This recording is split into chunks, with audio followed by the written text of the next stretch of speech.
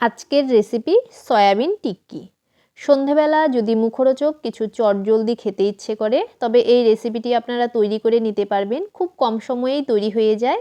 বাচ্চা থেকে বড় সকলেই কিন্তু এটি খেতে খুবই পছন্দ করবে।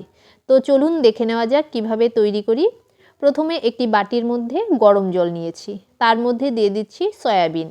একটি ছোট বাটি মেপে 1 বাটি পরিমাণ সয়াবিন দিয়ে দিয়েছি। সয়াবিনটা জলের সঙ্গে বেশ ভালো করে মিশিয়ে দিলাম। এবার একটি ঢাকনা দিয়ে রাখবো। 15 মিনিট পর ঢাকাটাকে খুলে দেব। দেখুন সয়াবিনটা বেশ ভালোভাবে ভিজে গেছে, কতটা ফুলে গেছে। এবার সয়াবিন থেকে জল ঝরিয়ে একটি মিক্সিং জারের মধ্যে নিয়ে নেব। সবগুলো সয়াবিনকেই নিয়ে নিচ্ছি। এটাকে একটা পেস্ট তৈরি করে নিতে হবে। খুব বেশি একদম পেস্ট করব না, হালকা একটু দানা দানা থাকবে, আবার খুব বেশি কিন্তু দানা দানা থাকবে না। ঠিক এইভাবে পেস্টটা তৈরি করে নেব। খুব বেশি একদম দই দইয়ের মতোও হবে না, হালকা একটু দানা দানা থাকবে। এভাবে পেস্টটা তৈরি করে নেব। এবার পেস্টটা নামিয়ে একটি বাটির মধ্যে নিয়ে নিচ্ছি।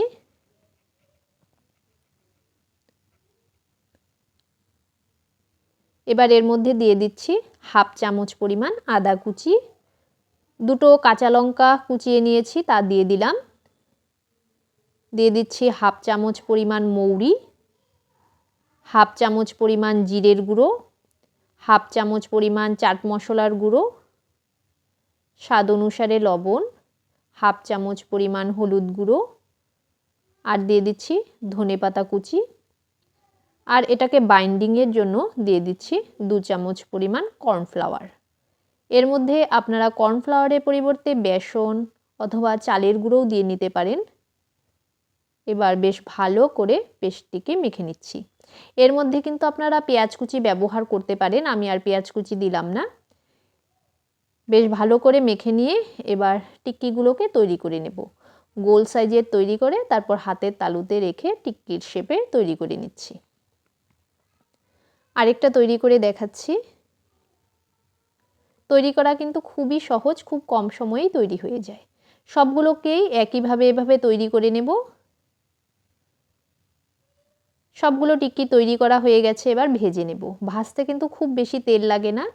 একটি কড়াইয়ের মধ্যে দেখুন সামান্য পরিমাণেই কিন্তু তেল দিয়ে দিয়েছি। তেল গরম হয়ে যাওয়ার পর এবার এগুলোকে দিয়ে দেব। একবারেই কিন্তু সবগুলো দিয়ে দিচ্ছি, একবারেই ভাজা হয়ে যাবে। আর গ্যাসের ফ্লেমটাকে কিন্তু মিডিয়ামে রাখবো। মিডিয়াম ফ্লেমেই এগুলোকে ভেজে নিতে হবে। মিডিয়াম ফ্লেমে এগুলোকে একটু গোল্ডেন ব্রাউন কালার করে ভেজে নিতে হবে। এক পিঠ হয়ে যাওয়ার পর উল্টে অপর পিঠও ভেজে নিচ্ছি।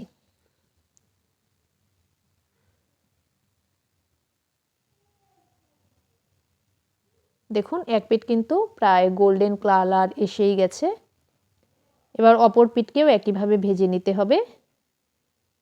এভাবে উল্টে পাল্টে একটু ভালো করে ভেজে নিচ্ছি। এগুলো ভাজা হয়ে গেছে, এবার নামিয়ে নেব। গরম গরম সার্ভ করে নিলেই কিন্তু দুর্দান্ত। এটা আপনারা চায়ের সঙ্গে খেতে পারেন, সস অথবা যে কোনো চাটনির সঙ্গে খেতে পারেন, খুবই ভালো লাগবে। তো একবার এভাবে তৈরি করে খেয়ে দেখুন। আর যদি ভালো লেগে থাকে তবে একটি লাইক করে দেবেন, কমেন্ট করে জানাবেন কেমন হলো। আর আমার চ্যানেলে নতুন বন্ধু হয়ে থাকলে তবে প্লিজ সাবস্ক্রাইব করে নেবেন। তবে আজকে এখানেই শেষ করছি। ধন্যবাদ।